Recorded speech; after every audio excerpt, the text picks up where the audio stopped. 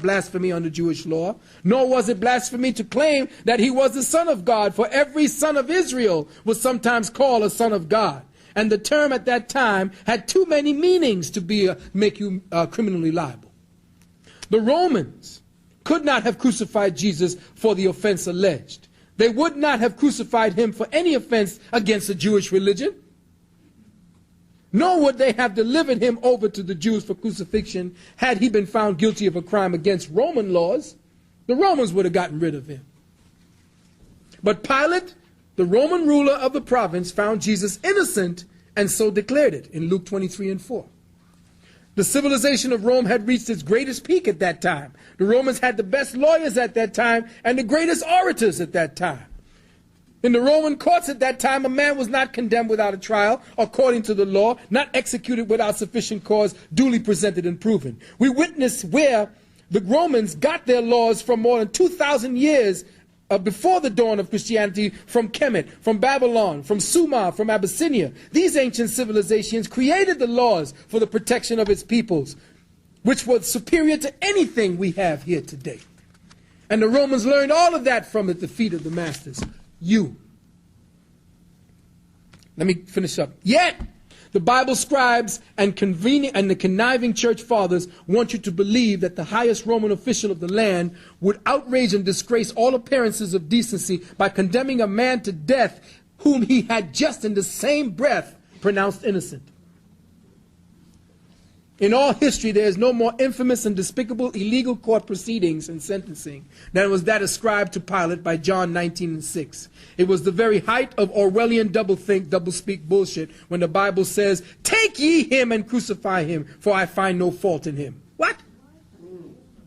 Now, according to the John narrative, it was not the Jews but the Romans who crucified Jesus. Pilate scourged him in 19:1. The soldiers platted him a crown of thorns and put it on his head, 19:2. Pilate wrote the inscription, "Eye on our eye," on the cross, 19:19. The soldiers crucified him and cast lots for his clothing, 19:23. One of the soldiers thrust a spear in his side, 19:34. And Pilate disposed of the body, 19:38. But under Roman law, no accusation of heresy, blasphemy, or false assumption of a prophet, or any claim to divinity was a defense.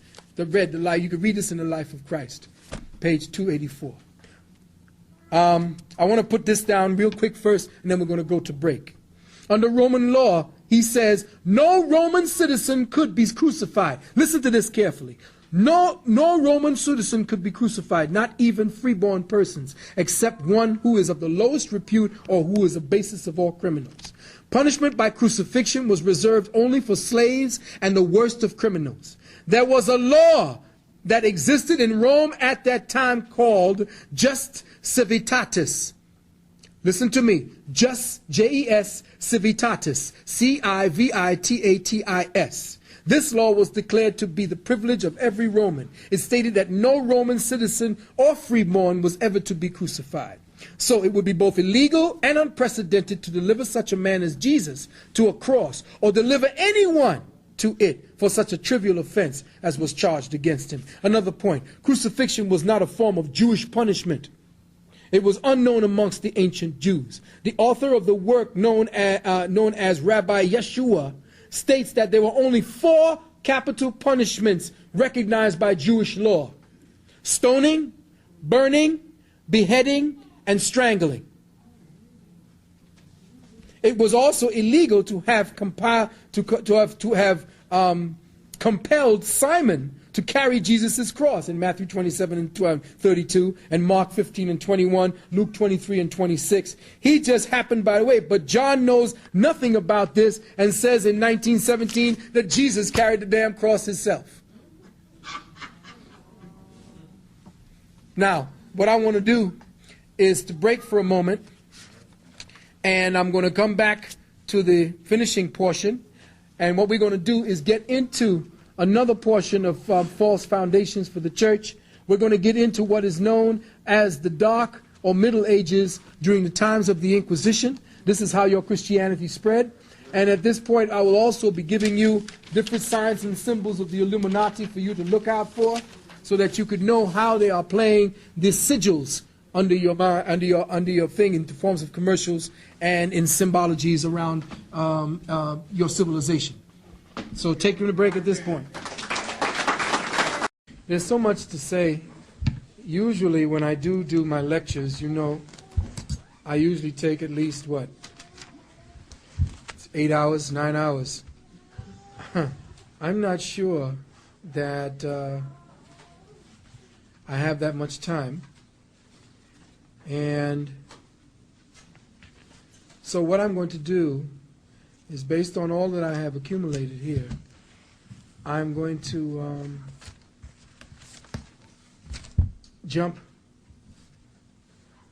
put one more or two logical things for you to think about, referring to the so-called crucifixion of Jesus, and bring us full swing and full tit to the present. We left off someplace when they had just killed him, or we were dealing with the laws. I'm going to probably have, the laws of execution. And I see that we need some time for questions and answers, but what I'm going to do, and I had promised everyone that I would be putting down facts so that it can be either disputed, argued over, agreed to, whatever. I wanted this tape to be chock full of information that is based on scholarship rather than just us having conversations about our theories and so forth. We already know that.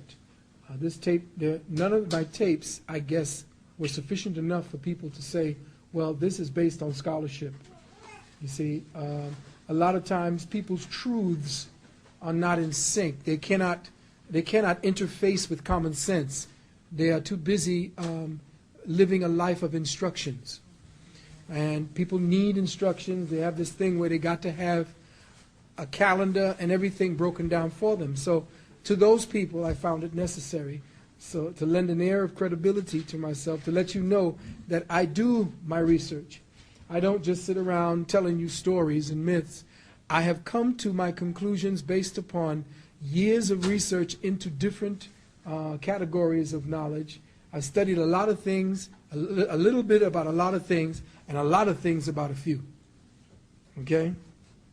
So I'm going to jump a few, and for instance, let's take us back to the Garden of Gethsemane. Now, the Garden of Gethsemane, what is there that was so specific about the Garden of Gethsemane? Well, everyone was asleep in the Garden of Gethsemane, yes or no? All right. Now, 3 times did Jesus allegedly pray to the Father in Matthew 26, 39 to 45. And each time he asked them to join him, but each time he returned, they were all asleep. So, how in the hell did anybody know what went on?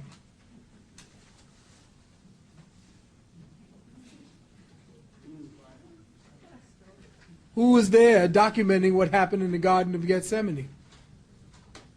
Okay? This is exactly like the prophet scribe who wrote the Genesis account. He actually had the nerve to write, "and God said." Like it was there at the beginning of creation with God and heard God said what he said. Right. So you're getting to imagine now that the people who are documenting about the history of your God, you Christians, obviously somebody was there in the garden, like, Spielberg directing. Nobody saw nothing, but we got the whole account of what happened. Common sense, again, is suspended because belief is adhered to. Belief is what is promoted. It's stupid, or better yet, if you use your intelligence, like most Christians don't, you'd see that it is all false. A narrative using myth to teach a spiritual lesson. That's all it is. Now, regarding the existence of the Jesus of the Gospels, I have a ton more information. I don't want to get too tough into all of it here, but I do want to start speaking about how Jesus being the greatest teacher ever known, and the only time you know about him was when he was 33, 12, and dead. All right? Those are the only times.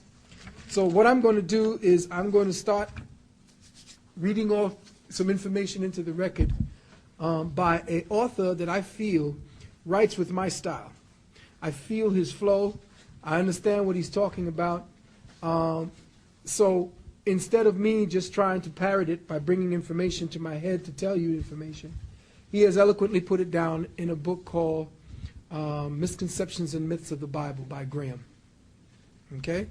That is an excellent book for Christians, because I believe Christians, if they do have the courage to